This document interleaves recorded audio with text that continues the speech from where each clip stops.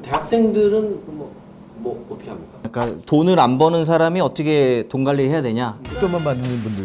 네. 돈을 벌어야겠죠. 제가 뭘 드는 거죠 지금? 전문가분은 것도 갈아엎고 있고. 지금 망했어요. 저도 지금 약간 귀를 의심했는데.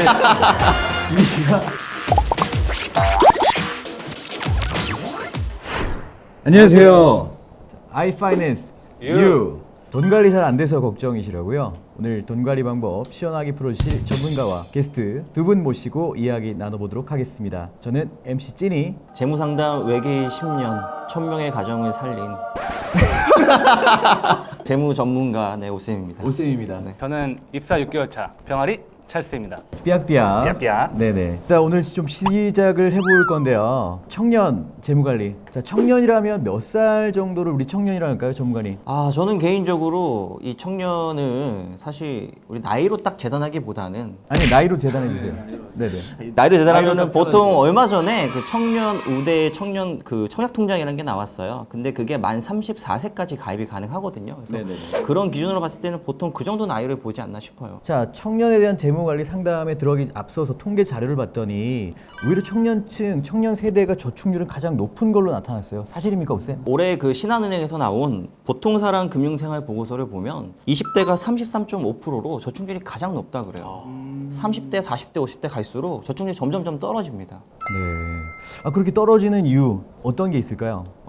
지니님 혹시 결혼하셨나요? 네, 결혼했습니다. 결혼하고 나서 좀 더 돈을 많이 쓰지 않으시나요? 왕창 쓰고 있죠. 그렇죠. 보통 그래요. 저희 남자 같은 경우에는 결혼 전에는 사실 그지 살잖아요. 예, 그냥 뭐 옷 한 1, 2년 입고 빵꾸 나면 버리고. 근데 이제 결혼하면 좀 달라지지 않습니까? 아이들은 그래도 좀 더 이제 좋은 거 입히고 싶고 먹이고 싶고 그런 것도 있다 보니까 지출이 이제 늘어날 수밖에 없고 그리고 또 우리나라 중요한 게 주택 아닙니까? 어쨌든 전세든 집을 사든 대출이 발생될 수밖에 없고 대출 상환액이 늘어나다 보니까 저축이 또 줄어들 수밖에 없는 거죠. 자, 그렇다면 청년들이 이 적은 소득으로 좀 재무관리 잘 할 수 있을지 좀 많이 걱정이 됩니다. 급여가 한 150에서 뭐 180 정도 되시는 분들이 사실은 아까 말씀드린 것처럼 힘들 수밖에 없어요. 저축액이 너무 적을 수밖에 없거든요. 한 달에 정말 여유를 내도 뭐 30만 원, 40만 원 이거 내가 모아가지고 진짜 결혼도 못하고 집도 못 사고 과연 저축을 할 필요가 있을까 이런 생각들을 많이 하시는 게 현실이고요. 참 어려움이 있습니다. 그래서 그럼에도 불구하고 중요한 건 뭐냐면 저는 방향성인 것 같아요. 그러니까 제가 상담을 많이 해보다 보니까 예를 들면 내가 나이가 한 40 정도 됐는데 저희 방배동에 10억짜리 아파트 살고 계신 분이 있었어요. 근데 그분은 1년에 마이너스가 5천만 원씩 나요. 그래서 부채가 점점 늘어나요. 지금 자산은 10억이지만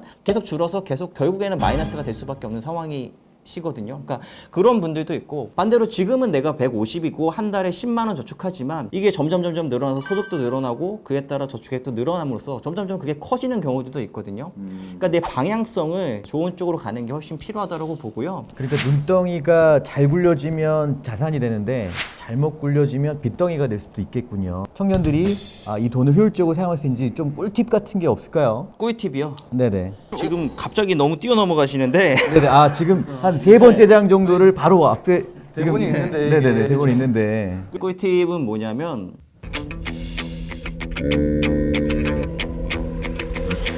돈을 잘 써야 되겠죠. 네, 그래서 일단은 제일 중요한 건 뭐냐면은 이제 현재 상황을 파악을 하는 겁니다. 그래서 나의 소득, 지출, 내가 갖고 있는 금융 상품들 이런 것들 먼저 쭉 자세하게 한번 적어 보시는 게 필요해요. 그 다음에 이걸 가지고 어떻게 해야 되냐면 계획을 세우기 위해서는 고정이 돼야 돼요.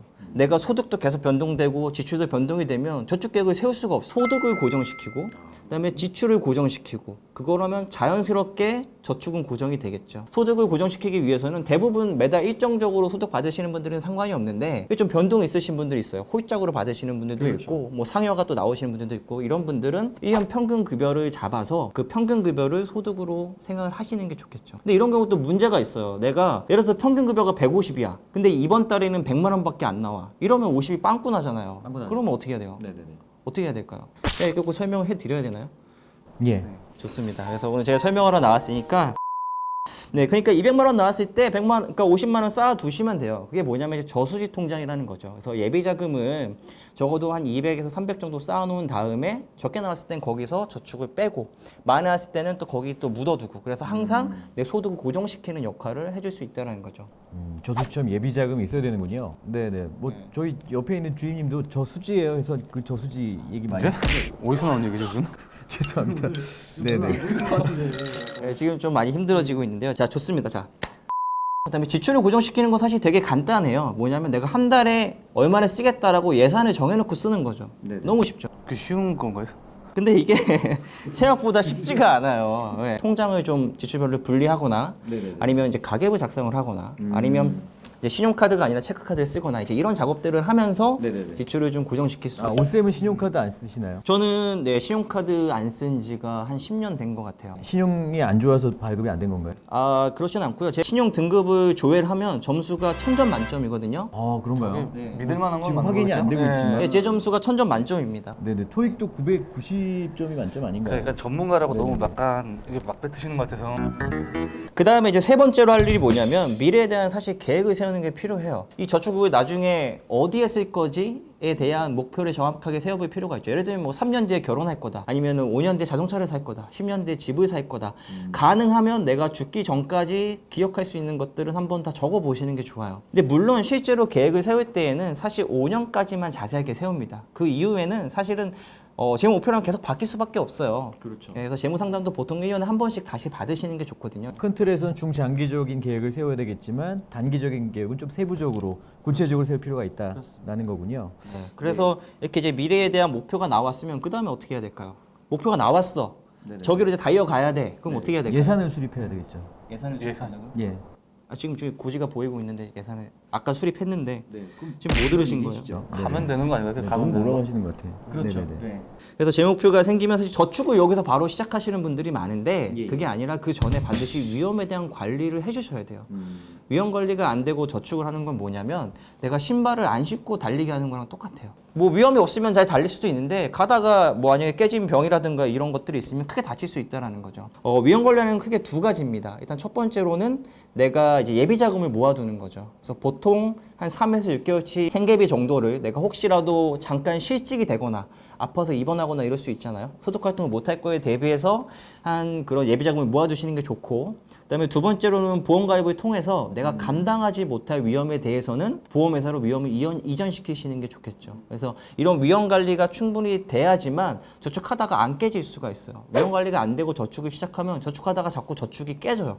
1년 만기 적금하잖아요. 네. 만기까지 가져가시는 비율이 얼마나 될까요? 글쎄요, 한 50%는 넘지 않을까요? 안 됩니다. 한 30%밖에 안 돼요. 아이고야. 1년 적금을 만기까지 하는 게 30%밖에 안 돼요. 네. 그러니까 이게 뭐냐면 자꾸 중간에 내가 예상치 못한 일들이 생기니까 자꾸 적금을 깨는 거예요. 이러면 의욕도 사라지고 동기도 좀 떨어질 수밖에 없습니다. 그래서 예비 자금을 충분히 만들어 놓고 저축을 시작해야 저축이 끝까지 완수될 수 있고, 그래야 성취감도 느끼고 더 재밌게 저축을 할 수 있겠죠. 그게 꿀팁이군요. 과연 오쌤한테 재무관리 받아서 잘 된 케이스가 청년 사례가 있나요?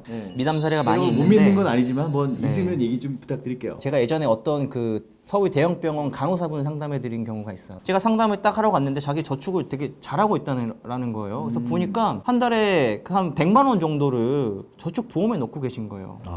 아니 이거 왜 가입하셨어요? 물어봤더니 이거 나중에 3년 뒤에 결혼 자금으로 쓸 거래요. 결혼자금 저축보험으로. 네. 네네. 그래서 저축보험이라는 게 사실 장점도 있어요. 근데 이제 단점이 뭐냐면 중간에 해지했을 때 원금이 보장이 안 된다는 단점이 있어요. 그러니까 최소 7년은 지나야 원금 회복이 되거든요. 3년 뒤에 이분 결혼자금 쓰려고 이거 찾으면 내가 낸 돈의 절반도 못 찾아요. 그냥 비과세고 복리고 좋다고 해서 가입했다는 거예요. 그거는 맞죠. 비과세 복리는 맞는데 그러니까 장점만 알고 단점을 모르는 거죠. 그러네요. 그래서 어떻게 해드렸냐면 보험은 그렇다고 또 다 해지하면 손해가 또 굉장히 크잖아요. 이미 낸 돈이 1,200만 원 내셨는데 가입한 지 1년 되셨으니까 다 해지할 수는 없고 이거를 감액할 수 있어요. 그래서 일부 해지라고 하죠. 한 30에서 40 정도, 40만 원 정도만 남겨드리고 나머지는 해지해서 나머지 부분은 이제 적금으로 돌려드렸죠. 아 그런 케이스가 있군요. 그러니까 결론적으로 봤을 때는 돈을 버는 것도 중요하고 모으는 것도 중요하지만 결국 돈을 벌고 모으는 이유가 돈을 쓰기 위함이기 때문에 잘 쓰는 게 정말 중요하다.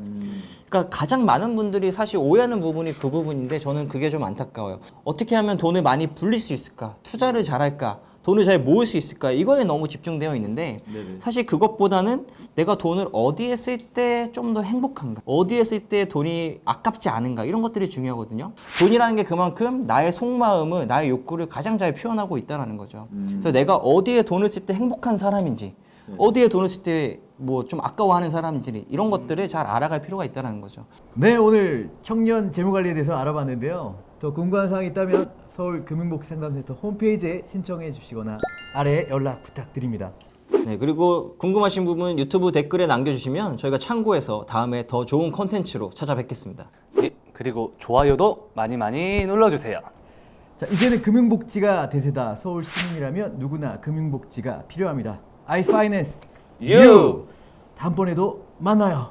제발! 제발! 제발! 제발!